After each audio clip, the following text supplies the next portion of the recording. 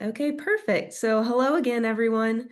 My name is May Whiting. I serve as the Data and Research Director at Alabama Possible. I'm the moderator for this session. We really appreciate you joining us this morning. So, this breakout session, Career and Technical Education Externship Project, is focused on our conference theme of connecting college and career success. Our presenters are Audrey Webb and Veronica Morin from the Alabama Community College System. Both of their bios are published in the program on our main landing page if you would like further details about them. So we plan to have some time for Q&A at the end of the session. If you have any questions throughout, feel free to add those questions directly into our Zoom chat. I will be monitoring those there. And then when you exit the session, at the end, you'll be asked to complete a brief survey that will appear in your browser. So if you have the events landing page, it should pop up into your browser, whatever you're using. But I will now turn it over to our speakers. Thank you again for being here. Thank you, May. Good morning, everybody. I'm Veronica Morin, and with me is Audrey Webb. We work for the Alabama Community College System, and we're very excited to share with you a project that we've been working on for the last few years, which is our Career and Technical Education Externship Project. I'll kind of give you just a brief run through of our agenda for today. If you have any questions, like May said, please put them in the chat so that we can make sure that all of those get addressed. First, we want to give you just a little bit of an overview about our program. We do have some objectives that we want to cover. The main tenet of our program is to connect those classroom content curricular focuses directly to the workplace environment. Like I said, we've been doing this program for a few years now, and so we're going to kind of take you through where we've been, where we are now, and where we kind of hope to be in the future. And then we definitely want to leave some time at the end for any discussion or questions that you have about how you may be able to participate with this program, or if you have any business and industry partners that may be a good fit for our program, how we can collaborate in the future. So that's just kind of a walkthrough of what we hope to talk about today. And with that, I will turn it over to Audrey. Hey, good morning, everyone. So one of my jobs here at the Alabama Community College System is work-based learning. I'm very passionate about work-based learning, and you'll hear some great examples of that in just a little bit. But so really, we think of this project as a work-based learning project for our instructors. And you kind of wonder about that a little bit. Well, why would you have work-based learning for instructors? But some of these instructors have been out of the field for years. Some of them could have been out of the field 10 years. I've been out of the field now for close to 15 years. So as we, teach and add on to those teaching careers, we need some examples of what's new and things. So we're going to talk about that today. So part of our work-based learning experience is an immersive experience. Our instructors go out into the field for 6 full days and work in the field. So they shadow, some of them do actual labor there, as far as depending on what they're teaching. And they may even go to different departments and see all different types of fields for their students. And it's also exposure to the work demand.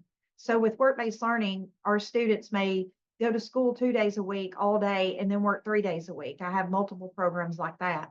And so the instructors need to understand that demand in the field and really understand what the students are going through when they're there for their 3 days.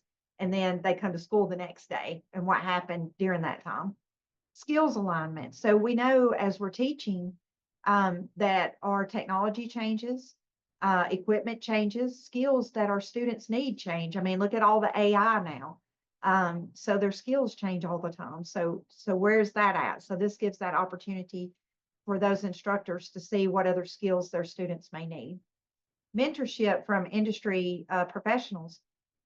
So they can, as they work in the field, they have someone there with them and they can mentor them. But not only that, you're making that connection for the students to also use those people that you met in the field and those experts as mentors.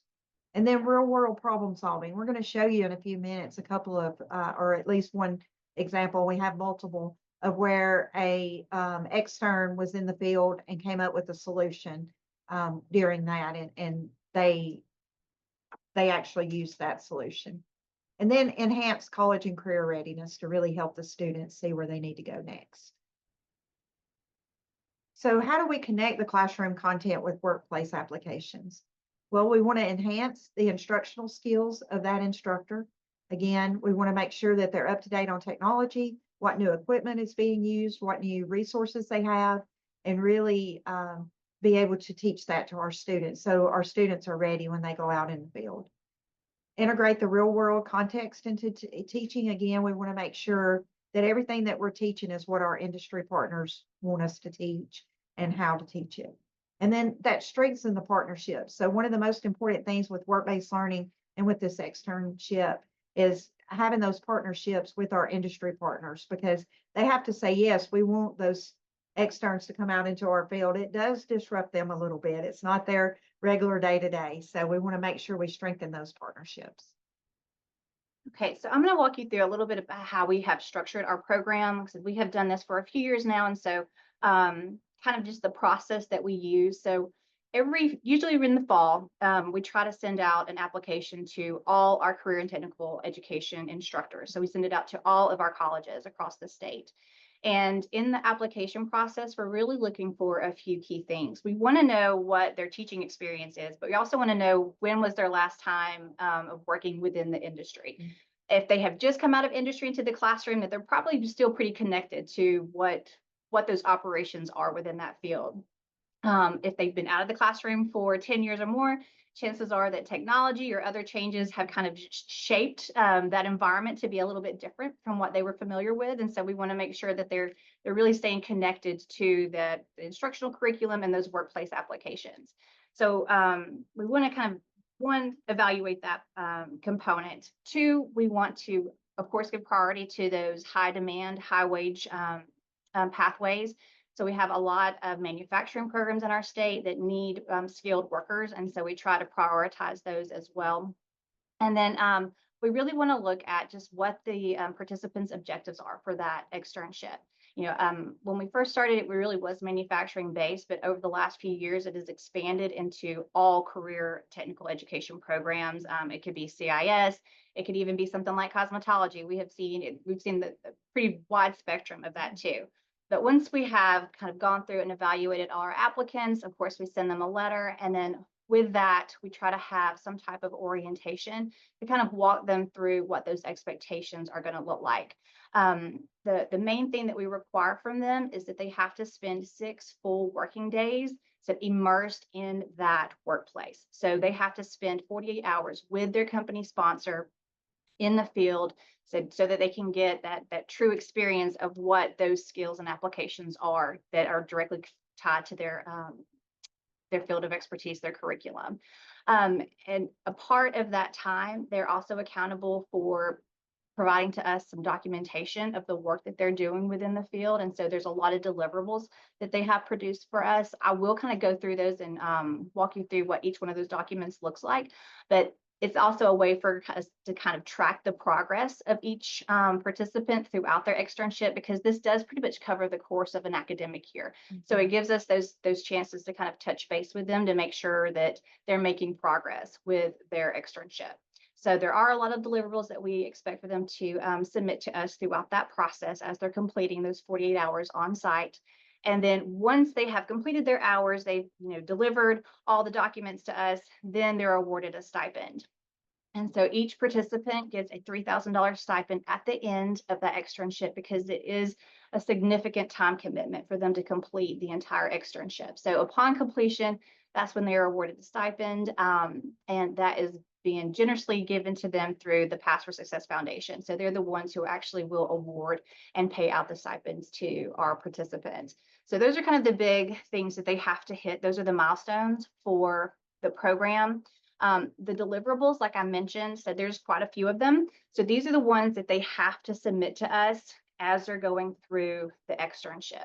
The very first one that they have to submit upon acceptance of participating in the program is the roles and responsibilities. And this is really kind of twofold. This document is broken up into 2 sections. One section is dedicated just for the instructor, what we expect of them, the time commitment that they're agreeing to, all the work that we expect them to do, so the observations that we want them to make. And then the second part of this document is for the company sponsor. So we want to be very clearly articulate what our goals are for this program. And so this is really, it serves as an agreement between the extern and the company that's going to host them for this experience. So we pretty much submit that right off the gates, right? So they accept the application, and then we go through the roles and responsibilities. And this also gives them a chance to go out and identify what those business and industries that their program supports within their community. So like Audrey was saying, strengthening the connections between the institution and the business and industry that those programs support is really important. So this allows them to go out and start having those conversations. After they do the roles and responsibilities, I'll kind of walk you through these two. There are two main things that they have to submit. The work plan is after the company sponsor has agreed to host that participant, they sit down and work together to determine what those dates and hours are going to look like. And so these are there's not a lot to these documents, and I can provide these to you as well. All of these documents were basically modified from, it was the University of California at Berkeley has a teacher externship guide that they produced about 10 years ago. And so they basically share all these documents. So you can kind of take them, use them as a template, and then, modify them to fit your needs. And so that's what we did with these. And so you see the work plan is very simple. There's not a lot of prompts, because we want them to develop this to, again, cater to what their specific needs are based on that company sponsor. And so the company sponsor gets to see the instructor really learning, again, trying to understand and observe the skills that their workers are demonstrating right in their facility, and then taking those back and connecting them to the classroom curriculum. So once we kind of know what their work plan is, then we can say, okay, we know that we've got these dates, and this is where we see a lot of variation, because 48 hours is a lot of time to commit. So what we see is some instructors may commit to Fridays only. So they may work 6 Fridays throughout the course of an academic year. They may do 3 in the fall and then 3 in the spring to complete those hours. More recently, we've had some instructors that try to do, a day or 2 in the fall, and then they'll use their spring break to really have a true immersive experience within that host and spend several days, at a stretch, just at the workplace. So we try to be very flexible with how they complete those hours, because it is, a significant commitment for them. So this just allows us to have an idea of what that plan is going to look like, and then allows them to agree to what those dates and times are going to be. One of the most important components that we have our participants deliver to us is a journal. And really, this is kind of a reflective opportunity for them. And so the journal gives them some prompts. One, they can document what they did each day at the company sponsors, like what they were doing in the field. But then it allows them to think about questions that they should have asked, within the, what they were doing with their activities of the day. It allows them to think about certain topics that they can connect directly to the classroom. If they have a certain activity and then there was an application in the workplace, it allows them to kind of make those observations and record those, because eventually what we're going to have them do is to take all of these observations, all of these reflections that they've had within the field, and turn that into an actual lesson that they'll take back to their classroom. That's really the goal of this. We want them to go into the facility, soak in all of the processes that they're observing, and then take that back so that those skills can be applied directly to what they're doing with their students in the classroom. So we want a journal entry for every single day that they spend on site. So they submit 6 of these as they complete each one of those days throughout their externship. And then these are the big 2. So like I said, all those experiences they have on site are going to kind of get pulled down into a lesson plan. And there are several things that we want to see within the lesson plan. Of course, we want them to have some type of concept that they've identified, right? Especially something that may be new that they don't currently have in their curriculum, and we've seen a lot of that with our externs. They've identified something like, one that just comes to mind was even in like a car repair shop. We had an automotive mechanic, and we think about them being very hands-on with their tools, but his approach was, I never realized there was so much being done on the computer within, just a car repair facility. And so, everything that they were doing between ordering parts, tracking the labor on a project, everything that they did tied back to a computer system. And so it kind of helped him open his eyes up a little bit to say, okay, I need to do more with computers in my classroom. Even though we're doing automotive repair, there are some software, components that we need to integrate into those lessons as well. And so once they kind of developed their lesson plan and they looked at what those objectives should be, what activities they're going to do, how they're going to assess it, then they basically pull all of that together. They can provide that reflection piece for us, and then they're going to present to all the stakeholders. And this is not just ACCS representatives, but also all of the company sponsors that we've had. So all of our externs will present to the companies that sponsor them, and then other business and industries that have sponsored externs, and provide them not only what they're going to take back to the classroom in regards to this lesson plan, but just a little bit about how this experience is going to kind of shape their perspective as they continue teaching these concepts within the classroom. So they give us a little bit of an overview, and they walk through the lesson plan, and then kind of give us the main takeaways of how that experience is going to support what they're doing in terms of their instruction moving forward. So I'll let Audrey take it from here. So one of our Oh, I'm sorry, I should do this one too. This was just some other things that we also provide to them. So the deliverables are the things that we expect them to turn into us. But so we do a lot of other support for our externs. There are a lot of checklists and tools that we give them that kind of allow them, before they go into the host site, to kind of think about, these are good questions that you should consider asking. These are some things that you need to be observing as you go into this facility. So there's a lot of other documentation that we provide to them as they go through this externship, so that we're trying to make sure that they have that complete perspective of what they need to be aware of. I'm sorry. No, that's okay. That was great. So here was one of the program deliverables that we were really proud of, and this extern, Trenton Allen, he went above and beyond, I felt like, on his externship. So he was working at Linamar, which is a tier supplier to our automotive industry in Muscle Shoals. So he's from Northwest Shoals Community College, and he teaches AutoCAD and engineering design.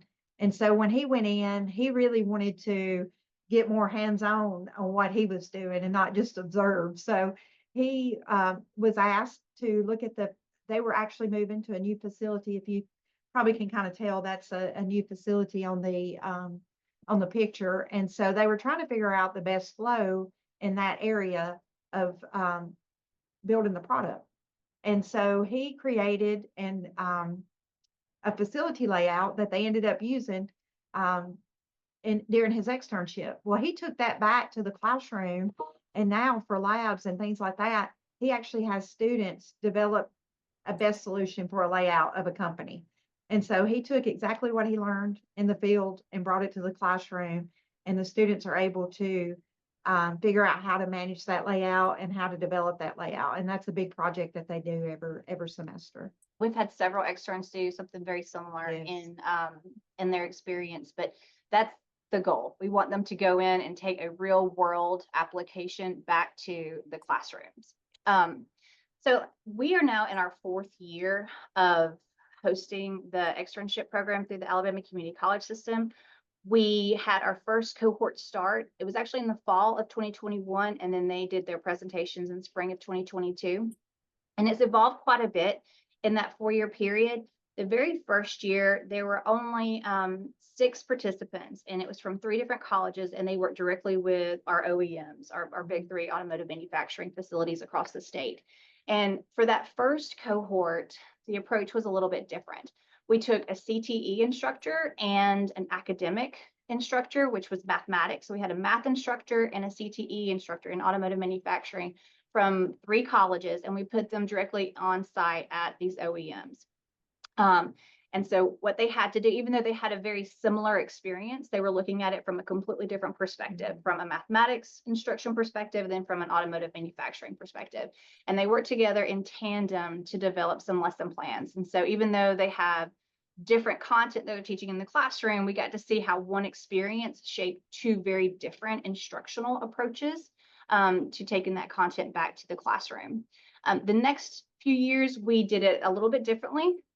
Everybody was kind of in their own, they're, running solo in terms of their externship. We didn't do the partnership anymore. And we kind of opened it up outside of the automotive manufacturing scope. So we pretty much anything that fell anywhere within our CTE. So like I said, it could be, we've had culinary, we've had CIS, we've had logistics. So that's kind of supply chain. We've had all different types of our CTE instructors from different departments participate in this program. The biggest change that we've had in the last few years is the number of participants that we're able to support. The first few years, we were pretty much around 6 to 10 participants.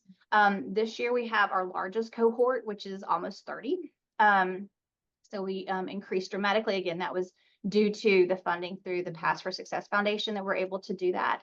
So we now have almost 50 participants. When we finish this year, we'll hopefully be closer to 50 participants for this externship program within 4 years. And each year we try to provide a little bit more support. So we can host orientations with our externs a couple of times throughout the year to make sure that they are aware of everything that is expected of them and they have all the resources that they need.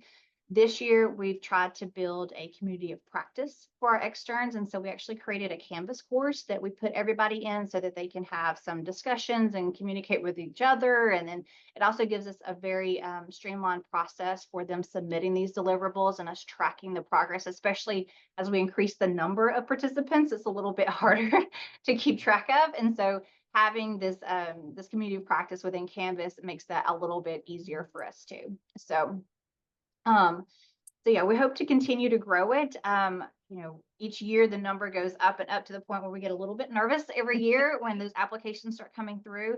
But it's nice when we can really provide this opportunity for more and more instructors. And we have had some instructors that apply every single year. So we have had one that's now on his second round of participation in the externship program because he wanted to take it and do a completely different approach to some of the industry skills that he wanted to take back to his classroom. So each year it's growing and we try to enhance the program to provide them some additional context and additional support from ACCS. Yeah, that's she's totally right about that. And we think that the instructors really get a lot out of it and more instructors are hearing about it. So it really does continue to grow. So some of the industry applications that we would like to see is just to make sure that our curriculum that we're teaching aligns with the industry and what they want us to teach. And so that it's so critical for our instructors to be out there and really see what they would like for us to add to our curriculum. And then instructional relevance. So we know that we teach out of books sometimes and things, I'm an engineer, so I know all the engineering things, right? But the industry's changing so much that we need to add to that and not just teach out of the book to say, we need to see what our industry is looking at and what they want out of our students. And then updated certifications. It's really important to stay on top of what industry is looking at, and then also that our instructors are receiving those certifications that they need to continue to teach, but also a lot of times our instructors can teach those certifications and give those certification tests to our students and be able to offer those certs to our students also. And that's really important. But one of the biggest things that I think is so important is the industry educator collaboration. We have to have that so that you have that relationship with industry and be able to send your students to those companies. If you have a student that would be excellent at XYZ company, you should be able to call them and say, hey, I've got this student that would be perfect for that position you're looking for, and really help your students find these positions, even if it's after work-based learning, even if it's when they graduate. And then again, that's part of the job pipeline development. We want to make sure that we're sending our students for these jobs. We don't want them to come to school, get a degree, and not have a position to go to once they complete. We really want that relationship. And then innovation in teaching methods. We, again, want to make it where the students are interested in what they're learning, but also that it has that relevance in industry and they will be equipped to go to work as soon as they graduate or even before they graduate. So here's some participant feedback that we had. The ACCS CTE externship allowed me to train or refamiliarize myself with current industry standards used in modern manufacturing.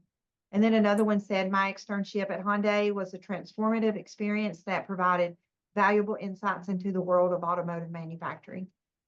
We have these types of feedback all the time. We had one last year that said it was the best professional development he had ever received. And he had been out of industry for a while. So it was a really good feedback to hear those things. And we get that quite often. So, And when we have the presentations, it's really great for them to have the opportunity not only to share what they've learned and what their main takeaways from that experience are, but it allows the company sponsors to really see the importance of those opportunities for our instructors. While we get a lot of great feedback from our participants, we also get a lot of great feedback from our company sponsors. And there are some that we're always going to have a strong partnership with, especially the automotive manufacturing OEMs. But every single year, especially as we've increased the number of our participants, we see more and more of those ties being created between our institutions and those business and industries within the communities that they serve. And so the more that we can kind of create those connections, yes, the stronger that pipeline becomes between the classroom and the workplace. So, and we're always looking, I don't know who I'll answer that Okay. question real quick, but we're always looking for other industry partners. And sometimes when we get a new CTE program, I may not have a relationship, or Veronica may not have a relationship yet with a company in that industry. So, and if that instructor is looking to make those connections, he may not also. So sometimes we need help of trying to find new industry partners. And we had a question just now that says, are there any plans to extend the external opportunities directly to the students? Or is there some other mechanism for students to get experiences? Oh, I'm sorry, that wasn't the one. It's the one above. I wanted to answer this one first. What's the process for creating new externship opportunities with employers, and do employers reach out first? So with the OEMs, they all know about it. So all of our automotive industries and some of our tier two, I would say, know about it. And so they're ready to go. They always want someone, and sometimes they want two or three. But with some of our other ones that we may not know as well, we do need help.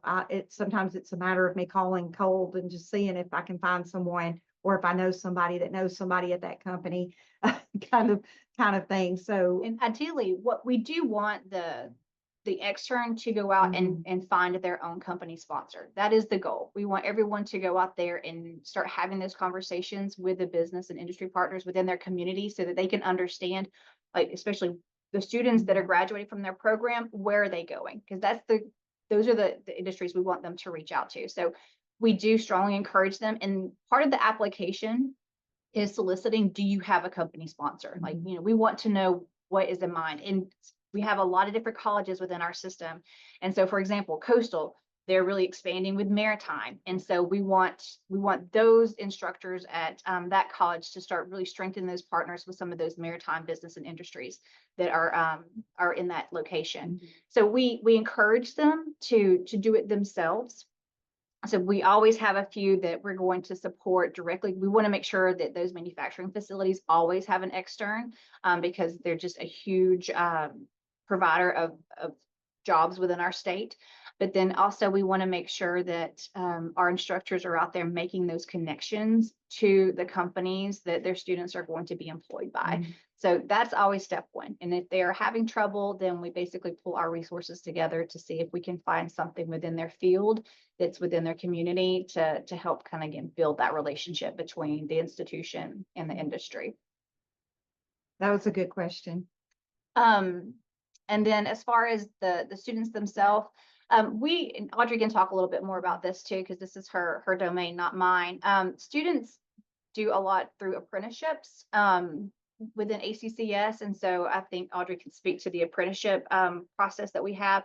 So the externship is specifically for instructors because we feel like if one instructor can get into a facility and kind of, again, really understand what those skills are that are needed within that workplace, and they take that back to the classroom, that they can touch every single one of their students as opposed to just one student having, that direct experience. And so we think we can kind of have a broader reach by focusing on our teachers rather than the students. But the students have their own opportunities through apprenticeships, and Audrey can tell you a little bit more about that. Yeah, that was a great question.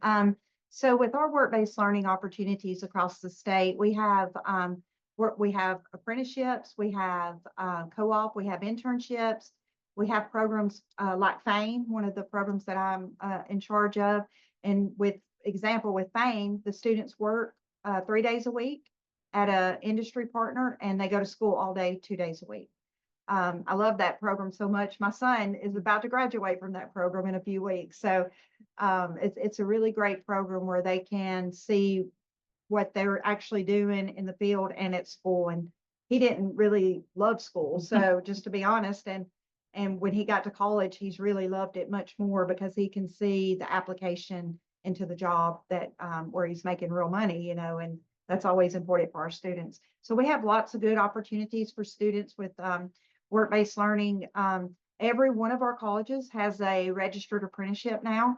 We have them in nursing, in industry, manufacturing, IT.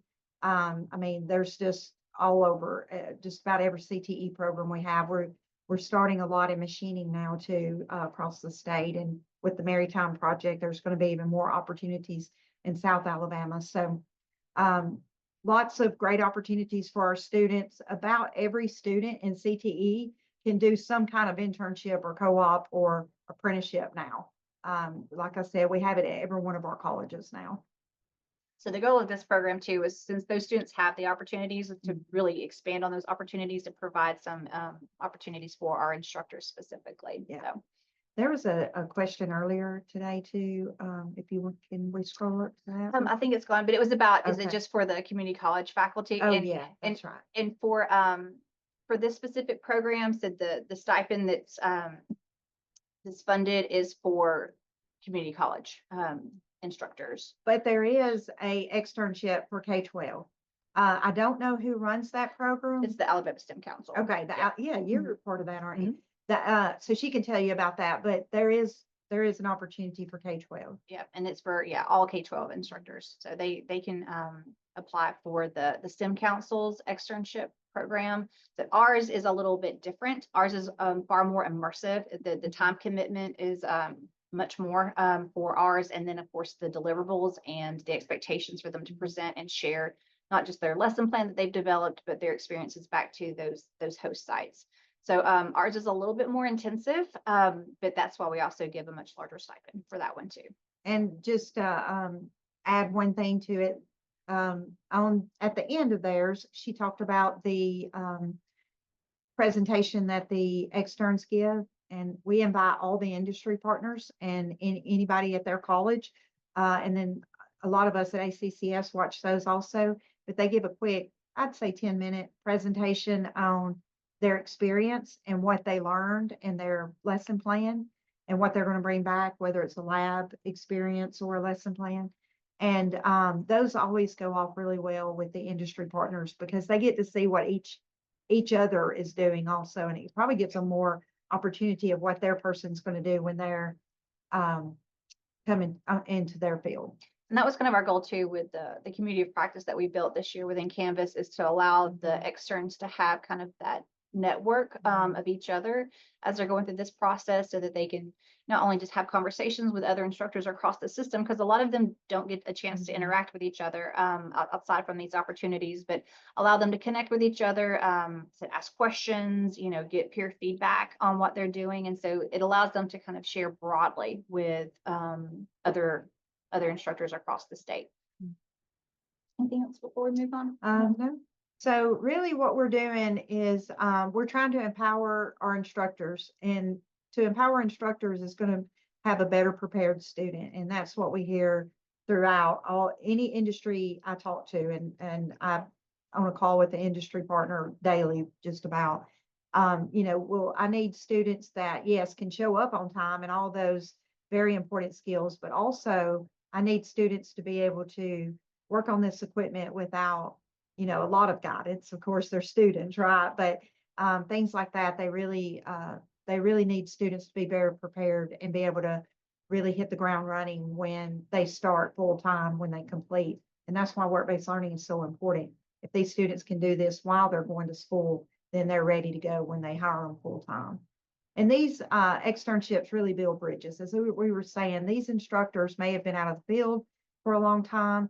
This gives them an opportunity to get back. But also, if they try to find somewhere that they may not have worked, I worked at Honda, but Veronica maybe didn't work at Honda. So she may want to go to Honda and see what they're doing, try to go to a different place than where you work so you can see how their processes are.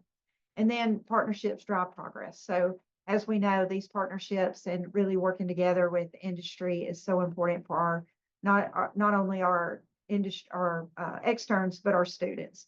If we can make these connections with our industry partners, it's just going to help our students get these high-paying jobs. And Audrey mentioned earlier too, just the employability of graduates from our programs too. If the companies that are hiring our students know that their instructors are being very attentive to what those skills are and how those skills may be changing within that industry, they're going to be, they know what the product is coming out of that college. And so they're more likely to kind of hire our students and put them directly into a position. And there's a good question about, are they paid? Yes. So they get a stipend. $3,000 stipend at the end of the externship. Yes. So once they complete the 48 hours, once they've submitted all their deliverables and then presented their findings to our community, then they are granted the stipend. So, but they have to, that's going to come at the end. So they don't get anything until they complete the entire externship program. So that helps to keep them motivated, especially if they've already put time in, they want to finish so that they can get compensated for all the hard work and time that they put into that program. And it's not really that easy for the instructors. So think about this. They teach, sometimes 5 days a week, sometimes 4 days a week. So they have to do this outside of their teaching time. So we do not want the instructors to miss teaching time to go do this. So they usually do it on a Friday or the weekend or spring break. We have one's going to do it here pretty soon because of the way his schedule works. So they really have to look at outside of their teaching time.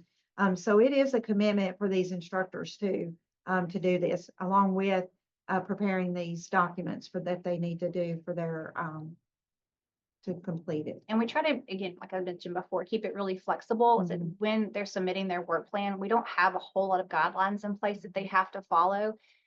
We do want them to complete 6 full days.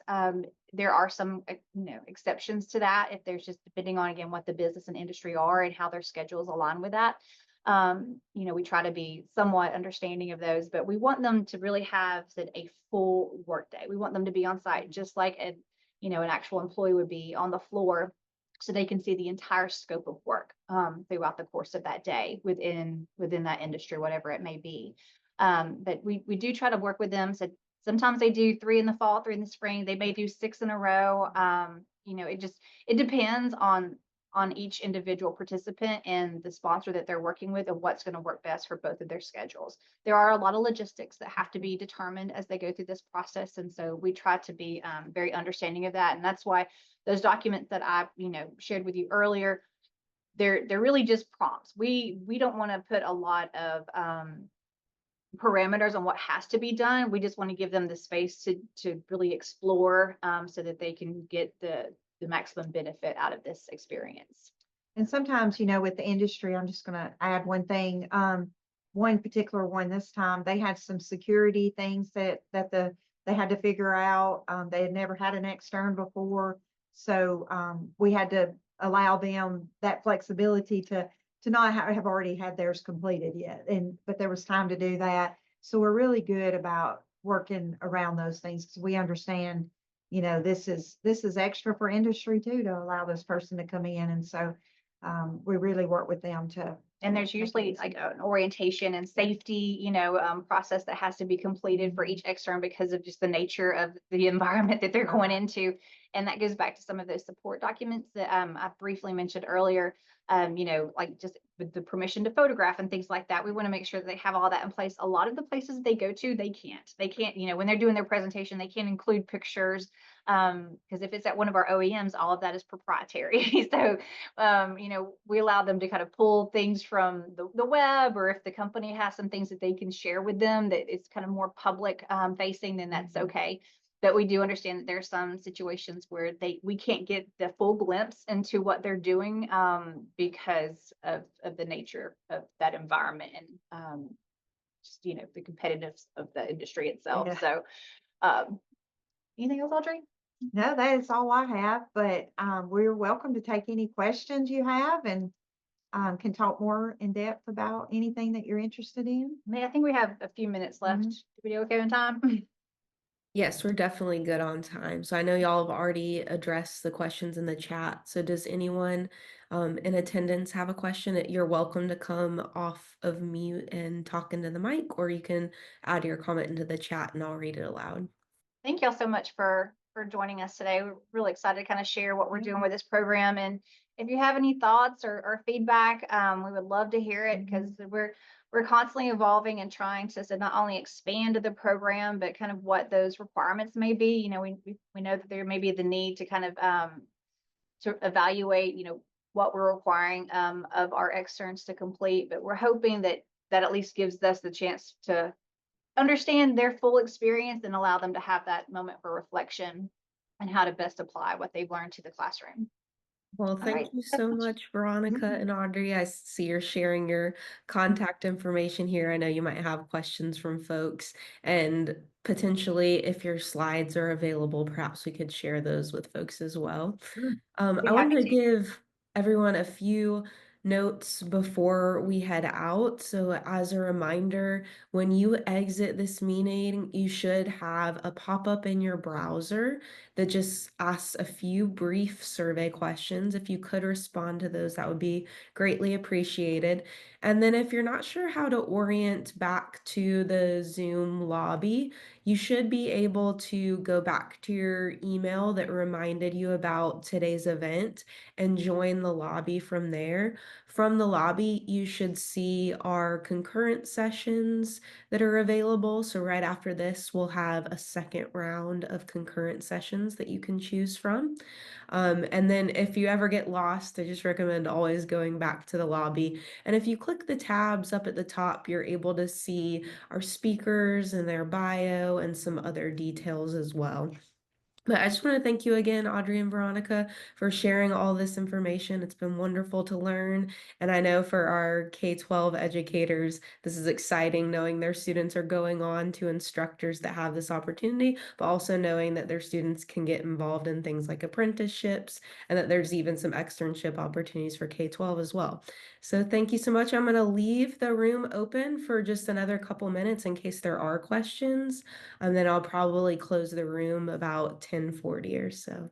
Thank you. Let's see, I can share Oh, if I yeah. can the chat. So the resources that we're using, so we just adapted. So it was not something that we created all ourselves. And so this is something that can easily be adapted to K-12 as well too. That is not the right link. Let me go back. Let me stop sharing my screen really quickly. And I'll throw that in the chat for anybody who may want to go through and look at the externship guide. It's a good resource if you're trying to build a program like this, even within your own school. It's way too many windows open. All right, here we go. I can put this in the chat, and that way you can review this and set all the forms that we use. We adapted from this document as well. So feel free to read through it and then share with anyone who may be able to apply it. And any of the resources that we've developed, you said you're welcome to those as well too. So happy to share. Thank you so much. You're welcome.